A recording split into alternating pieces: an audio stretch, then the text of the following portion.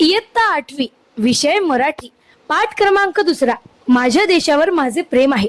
प्रस्तुत पाठाचे लेखक यदुनाथ थत्ते हे आहेत. चला तर मग पाहूया. मी एकदा एका शाळेत गेलो होतो. शाळेची प्रार्थनेची वेळ होती. मुले पुस्तकातील प्रतिज्ञा म्हणतायत हे पाहून मी सुखावलो. मुले प्रार्थनेहून परतली. मी मुलांना विचारलं, तुमच्या देशावर तुमचे प्रेम आहे काय? मुले म्हणाली, अलबत, आमच्या देशावर प्रेम न करणारे आम्ही करंटे थोडीच आहोत. मी विचारलं, तुम्ही देशावर प्रेम करता म्हणजे नेमकं काय करता? मुले आश्चर्याने पाहतच राहिली. त्यांना असा प्रश्न कधीच कोणी विचारला नव्हता. तुमची आई तुमच्यावर प्रेम करते?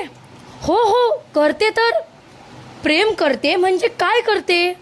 आमचे पालन पोषण करते, आम्हाला वाढवते. मग देशावर प्रेम करायचे तर तुम्ही काय कराल? देशाचं पालन पोषण करू, गौरव वाढवू. पण देश म्हणजे काय?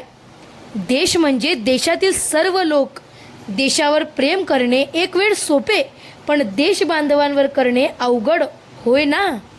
हो, खरे आहे. भारतावर प्रेम म्हणजे भारत भूमीवर प्रेम आणि भूमिपुत्रांवरही प्रेम. आपल्याकडे काही लोक नुसते भूमीवर प्रेम करतात आणि काही लोक नुसते भूमिपुत्रांवर प्रेम करतात. म्हणजे देशावर प्रेम करायचे तर भूमी आणि भूमिपुत्र दोघांवर प्रेम करायला हवे, होय ना?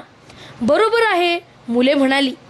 एक मुलगा म्हणाला, भगतसिंग, राजगुरू, कुर्बान हुसेन हे फासावर गेले. ते देशावर खरेखुरे प्रेम करत होते. मी विचारलं, ते खरंच आहे, पण आता त्यांच्यासारखं प्रेम करायचे तर देश पुन्हा गुलाम व्हायला हवा, नाही का? आपले देशावर प्रेम असते ते फक्त आपातकाळी असते की नेहमी असायला हवे? एक मुलगा म्हणाला, नेहमीच करायला हवे. आपल्याला प्रेम दाखवायला संधी मिळावी म्हणून संकटांना आमंत्रण थोडेच द्यायचे. एकदा पंडित जवाहरलाल नेहरू निवडणुकीच्या दौऱ्यावर होते. लोकांनी त्यांची गाडी अडवली आणि भारत माता की जय, भारत माता की जय असा गगनभेदी घोष त्यांनी केला. पंडित नेहरू खाली उतरले आणि भारत माता की जय म्हणजे काय ते विचारू लागले. चर्चा करत करत भारत माता म्हणजे भारतातले सर्व लोक ही गोष्ट त्यांनी लोकांना समजावली.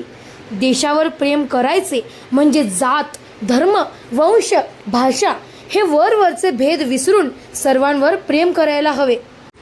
एका मुलाने मला अडवले आणि प्रश्न केला, पण प्रेम करायचे म्हणजे काय? मी म्हणालो, प्रेम करायचे म्हणजे दुसऱ्याचे दुःख पाहून ओल्या डोळ्यांनी त्याच्या मदतीसाठी धावून जायचे आणि दुसऱ्याला आनंद झाला की आपणही आनंदित व्हायचे. प्रेम करायचे तर अश्रू आणि हास्य यांची भाषा आपल्याला आलीच पाहिजे. हास्य आणि अश्रूंची भाषा? होय, हास्य आणि अश्रूंची भाषा ही जागतिक भाषा आहे. महात्मा गांधीजी काय म्हणाले होते माहीत आहे? ते म्हणाले होते, प्रेम निष्क्रिय असूच शकत नाही, प्रेम सक्रिय पाहिजे, तसे सुबुद्धही हवे. पण शांततेच्या काळात देशावर प्रेम करायचे म्हणजे काय? शांततेच्या काळात प्रेम करायचे कितीतरी मार्ग आहेत. देशाच्या नवनिर्माणासाठी रचनात्मक काम करणे म्हणजेच देशावर प्रेम करणे. हातात झाडू घेऊन गावाची शास्त्रीय पद्धतीने साफसफाई करणे म्हणजे देखील देशावर प्रेम करणेच होय. कोणतेही काम करताना आपल्या मनात असा विचार आला पाहिजे की माझ्या या वागण्याचा परिणाम देशावर आणि देशवासियांवर काय होईल. आपल्या पोटापलीकडे पाहायला शिकल्याखेरीज माझ्या देशावर माझे प्रेम आहे असे आपल्याला म्हणताच येणार नाही. खरे म्हणजे कोणतीच गोष्ट लहान किंवा मोठी नसते. ज्या संदर्भात आम्ही ते काम करतो तो संदर्भच त्या गोष्टीला लहान किंवा मोठा बनवत असतो. स्वार्थी वृत्तीने केलेले मोठे कामही लहान असते आणि निस्वार्थ वृत्तीने केलेली लहान कामही मोठी असतात. संत कबीरांचे नाव तुम्ही ऐकले आहे ना? हो, ऐकले आहे ना. ते शेले विणायचे इतर विणकरांसारखेच, पण देशासाठी हे सणंग विणतो आहे अशा भावनेने विणायचे आणि म्हणून ते अपूर्व असायचे. आपण शिकतो आणि अध्यात्मक शिकवतात. परीक्षेत चांगले मार्क मिळावेत म्हणून शिकवलेले आणि मुले सज्ञान व्हावीत म्हणून शिकवलेले, यात फरक असेल की नाही? हो, फरक असायला हवा. हॉटेलात आपण खातो आणि घरी आईने बनवलेला पदार्थ आपण खातो, त्यात काही फरक आपल्याला जाणवतो? आईच्या प्रेमाची चव त्या पदार्थात मिसळलेली असते ना. अमुक वजनाचा हात अमुक गतीने पाठीवर धबधब करू लागला की आपल्याला जे जाणवते ते, आणि आईने पाठीवर शाबासकी दिली त्यात अंतर आहे की नाही? आईची शाबासकी ती आईची शाबासकी. यंत्राने तसे केल्यास ते समाधान कुठले? तेव्हा देशाच्या व देशबांधवांच्या प्रेमाने आपण जे करू त्याची गुणवत्ता निश्चितच वेगळी असेल. ही जाणीव नसल्याने अनेक अडचणी आणि गैरसोयी आपणच निर्माण करत असतो. एसटीच्या, रेल्वेच्या कामगाराला, त्याचप्रमाणे प्रवाशालाही जर खरोखर आपल्या देशाबद्दल प्रेम असेल, आस्था असेल, तर गाड्या घाण राहतील का? देशावरचे आपले प्रेम प्रत्येक बारीक सारीक गोष्टीतून दिसून आले पाहिजे. मोठे प्रश्न उभे राहतील तेव्हा तर प्रेम आपण दाखवूच. अर्थात असे प्रश्न जीवनात एखाद्या वेळी आले तर येतात, पण छोटे प्रसंग रोजच येत असतात. आपले देशावरील व देशबांधवांवरील प्रेम प्रकट करण्यासाठी संकटांना निमंत्रण देण्याची गरज नाही. मुले शांतपणे ऐकत होती. देशावर प्रेम म्हणजे देशबांधवांवर प्रेम. ज्यांना देशबांधवांवर प्रेम करता येत नाही त्यांचं देशावर प्रेम करण्याचा दावा फोल म्हणावा लागेल. सारे विश्व प्रेमाने कवेत घ्यावेसे वाटले तरी जवळचे त्यांनाच आलिंगन देता येते. त्याप्रमाणे यच्च यावत मानव मात्रावर प्रेम करायचे म्हटले तरी शेवटी देशबांधवांवर प्रेम करणेच शक्य असते. प्रेम कधीही निष्क्रिय राहू शकत नाही. प्रेमात अपार अशी संवर्धक शक्ती असते.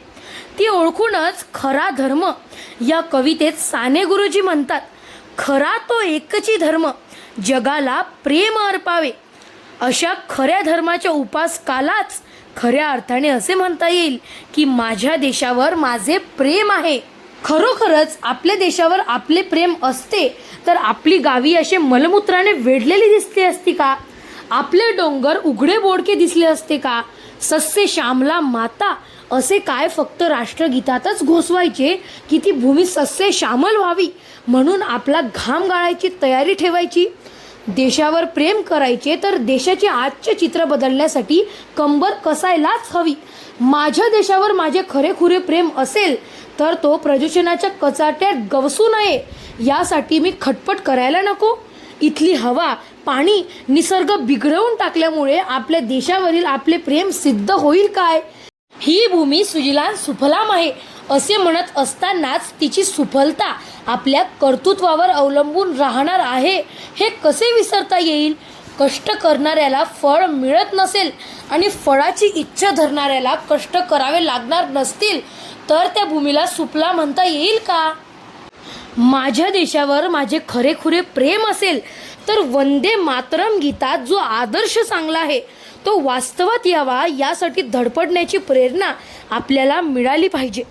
आपण जात, धर्म, वंश, भाषा यांना निमित्त करून आपसात भांडत राहिलो तर ते भारत माताला रुचेल काय?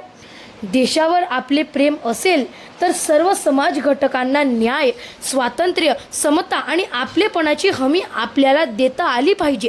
शेवटी देशावर प्रेम म्हणजे भूमीवर प्रेम आणि भूमिपुत्रांवरही प्रेम. भूमिपुत्रांवर ज्यांना प्रेम करता येत नाही त्यांचे भूमीवर प्रेम करणे हे एक प्रकारचे ढोंगच होईल. वंदे मातरम गीतात जे चित्र शब्दांकित झाले आहे ते वास्तवात यावे म्हणून धडपड करत राहणे आणि सर्व भूमिपुत्रांना न्याय, स्वातंत्र्य, समता आणि आपलेपणा यांचं आश्वासन देणे म्हणजे देशावर प्रेम करणे होय. जय हिंद, जय भारत, वंदे मातरम. या ठिकाणी हा पाठ संपन्न झाला. या पाठात यदुनाथ थत्ते यांनी आपल्या देशाचे आणि आपल्या कर्तृत्वाचे किती छान वर्णन केले आहे ते आपल्याला या पाठातून समजते. चला तर मग त्यांच्या या प्रेरणेवर आपण जागूया आणि तसं काम करून भारत गाजवूया.